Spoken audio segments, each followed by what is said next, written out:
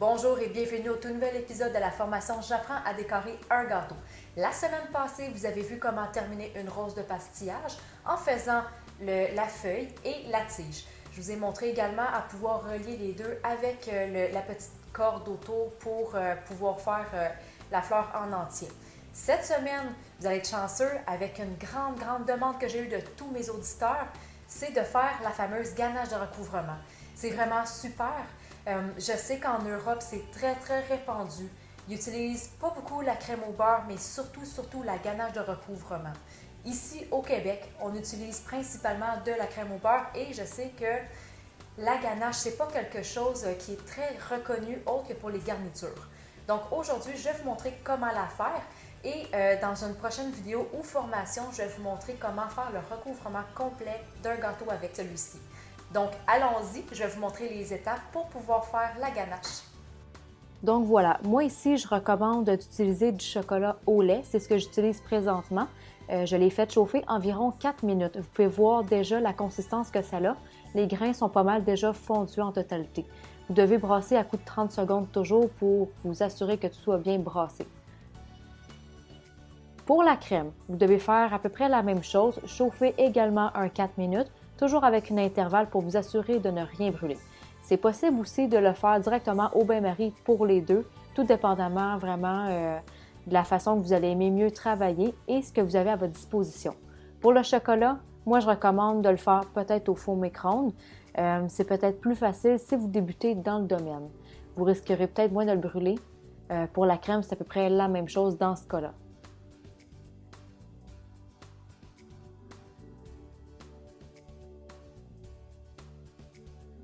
Donc, vous devrez vraiment mélanger les deux. Faites bien attention. Vous devez bien brasser également votre chocolat avant même de commencer à mélanger les deux pour faire votre ganache. Le tout doit être fondu en entier avant de pouvoir mixer les deux. Donc, si vous voyez, la consistance est déjà belle, mais elle n'est pas totalement homogène encore. Donc, je vais le brasser un petit peu plus. Donc, on arrive bientôt à un très beau résultat. Donc, continuez de brasser jusqu'à temps que ce soit parfait. Donc, regardez ici, là, on voit que ça commence à être déjà plus mélangé, homogène. Vous pouvez laisser reposer par séquence de quelques secondes. Ça peut déjà aider pour la fonte de tous les grains qui vont rester. Donc, voilà, là, c'est pas mal déjà terminé. On va pouvoir ajouter la crème. Donc, essayez de gratter bien le fond pour tout ajouter et mélanger tranquillement. Vous pouvez prendre une cuillère de bois sans problème ou une spatule, c'est vraiment comme vous voulez. Donc, ici, j'essaie d'incorporer vraiment les deux matières.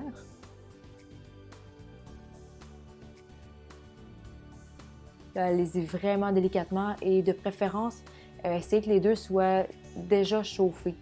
Si vous, par contre, vous faites chauffer la crème, et que les grains, vous ne les faites pas chauffer directement, il faut que votre crème soit très chaude afin de pouvoir bien faire fondre le chocolat.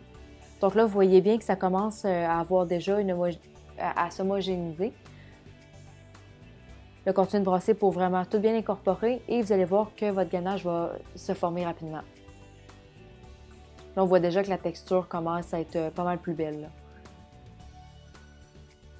Dans le cas d'un chocolat noir, vous devriez mettre une partie de chocolat beaucoup moindre. Donc ici, dans ce cas-là, j'ai fait 2 parts de chocolat au lait pour une part de crème. Mais dans le cas d'un chocolat noir, ça se pourrait fortement que vous deviez prendre une part pour avoir la même consistance qu'on peut obtenir présentement. Donc brassez-les vraiment bien pour vous assurer que tous les petits grumeaux soient partis. Donc vous pouvez voir déjà ici, là, ça donne vraiment comme un effet de crème. La texture, au final, devrait être à peu près comme une truffe. C'est vraiment l'idéal à avoir. Donc, moi, je recommande vraiment pour soit une garniture ou un recouvrement du 2 parts de chocolat pour une part de crème. Donc, vous pouvez voir vraiment la texture que ça va avoir présentement. Et au bout d'environ 12 heures au frigo, vous allez pouvoir l'utiliser pour un recouvrement complet. Si par contre vous voulez avoir une texture plus facile à manipuler, Je vous recommande de l'utiliser dès maintenant quand vous allez l'avoir fait. Et par la suite, vous pouvez faire 2 à 3 couches et pouvoir gratter et bien ajuster le tout pour faire un bel angle de 90 degrés. Si par contre, vous aimez mieux l'avoir un peu plus ferme et un petit peu plus malléable, vous pouvez le laisser 12 heures au frigo et par la suite l'utiliser à votre convenance. Donc vraiment là, ça dépend de ce que vous voulez faire avec. Bon voilà, je m'excuse à l'avance, j'ai eu quelques petits soucis vidéo et surtout audio, mais je tiens tout de même à vous donner l'information que vous avez besoin afin de bien pouvoir terminer votre ganache.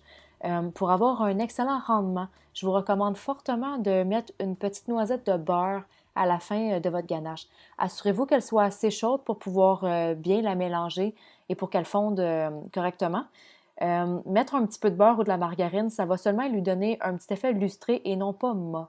Donc, vraiment, je le recommande beaucoup et ça va donner un meilleur goût. Ça va faire un petit effet sucré-salé. Donc, vraiment, pour une préférence personnelle, je le recommande. Pour ce qui est de la conservation, vous devez savoir quelque chose de très important. Plus il va être riche en chocolat, donc si, mettons, vous avez 3 parts de chocolat pour une part de crème, il va se garder beaucoup plus longtemps que si vous avez une part pour une part. Donc, plus il y a de crème dedans, moins longtemps il va se garder. Et au contraire, plus il va avoir de chocolat dedans, plus longtemps il va se garder. Donc, si vous avez une grande quantité de chocolat dedans, il peut se garder jusqu'à environ 7 jours au frigo. Dans les cas contraires, ça peut aller jusqu'à 3 jours environ, mais essayez de ne pas excéder cette période de temps, idéalement, étant donné qu'il y a de la crème quand même dans votre ganache. On s'entend que c'est quand même une base de truffe, donc c'est pas quelque chose qui va se garder des semaines et des semaines, là. J'aimerais également vous faire mention que si jamais vous voulez faire une crème au beurre avec du chocolat dedans, c'est possible avec la ganache. Donc, assurez-vous que les deux soient bien froids avant de les incorporer. Donc, vous aurez une crème au beurre à la ganache. Possible de le faire chocolat blanc au lait ou du chocolat noir sans problème. Pour la conservation, ça reste possiblement la même chose, donc environ un 7 jours au frigo sans problème. Vous pouvez également la congeler jusqu'à 3 mois dans un congélateur de maison, donc domestique.